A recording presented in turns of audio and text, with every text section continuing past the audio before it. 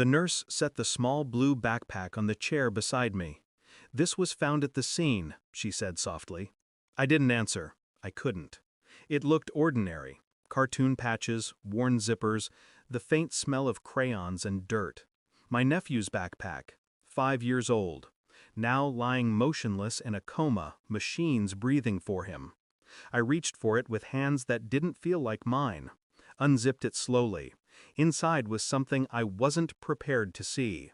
Papers tucked neatly into the front pocket, receipts, a folded envelope, a photograph that did not belong to a child's life, and a handwriting I knew. Not his, not innocent. My stomach turned, but my face remained stone. The nurse had already walked away. I was alone with it. The accident, the silence, the evidence staring back at me.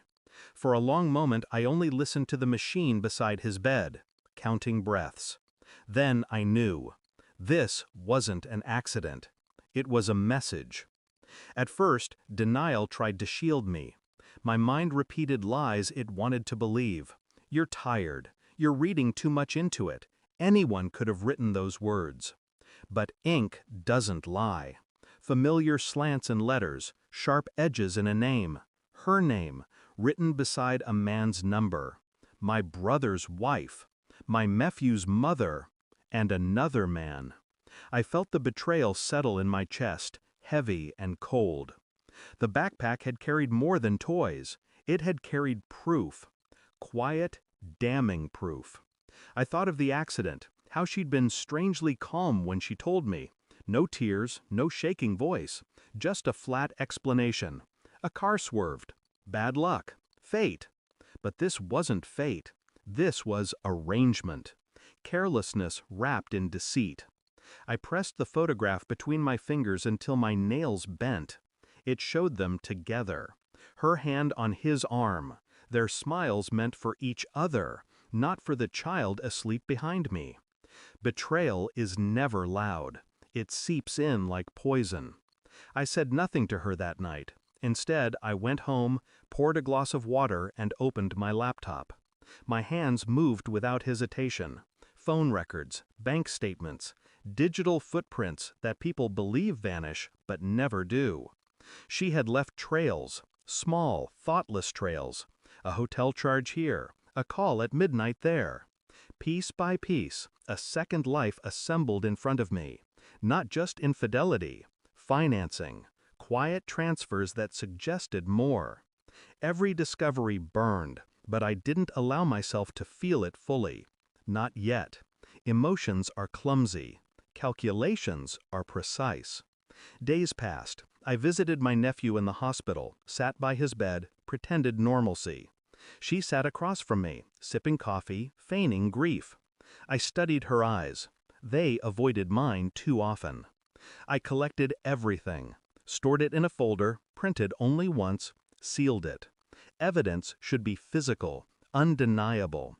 Each night, lying awake, I rehearsed nothing. I didn't need to. Truth doesn't require rehearsal. The more I uncovered, the calmer I became. The storm inside me cooled into something sharper, a blade waiting to be drawn. The DNA test arrived in a plain envelope. My hand didn't tremble as I opened it. The boy wasn't my brother's son. Silence filled me, vast and unshakable. Betrayal layered upon betrayal, as if the universe wanted to see how much one man could carry. That evening, I set the envelope on the table in front of her. No words, just paper. She picked it up, eyes flicking, lips parting. Color drained from her face. "You knew?" she whispered. I didn't nod, didn't speak, just watched. Her panic grew in the vacuum of my silence. She stammered excuses, denial, then tears. I remained still, composed, like a man watching a building collapse in slow motion, knowing he had already stepped outside. The next morning I met my brother in the hospital corridor. I handed him the folder, every receipt, every record, the DNA results. I didn't add commentary. Truth doesn't need decoration. He read in silence, His hand shook once, then steadied. When she arrived later, he didn't speak to her, didn't even look. He just placed the folder in her lap and walked out of the room. Her eyes darted to me, desperate, searching for mercy. I gave her none. "Everything finds its way out," I said quietly. That was all. The machines in my nephew's room hummed steadily. His breathing was not his own, but it was still breathing. I thought of innocence, how easily it is shattered by the greed and betrayal of those meant to protect it. I no longer felt anger, only clarity. Betrayal doesn't destroy you when you see it clearly. It transforms you, hardens you, leaves you with the kind of silence that speaks louder than rage ever could. I touched the boy's small hand, cold but alive. He was not to blame. He never would be. As for her, she had already destroyed herself. I had only revealed the ruins. I stood, leaving the room, the weight finally gone. Some truths are too sharp to forgive, and some people are too broken to save. Thanks for watching. Don't forget to like, share, and comment.